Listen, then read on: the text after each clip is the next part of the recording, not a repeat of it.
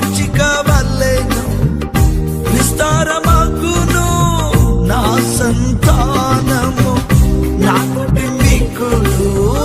పచ్చిక వల్లెను విస్తారమగును నా సంతానము, ఆకువాడక తన కాలమందున, ఆకువాడక తన కాలమందున ఫలమిచ్చు చెట్టు వలె నేనుందును, ఫలమిచ్చు చెట్టు వలె నేనుందును.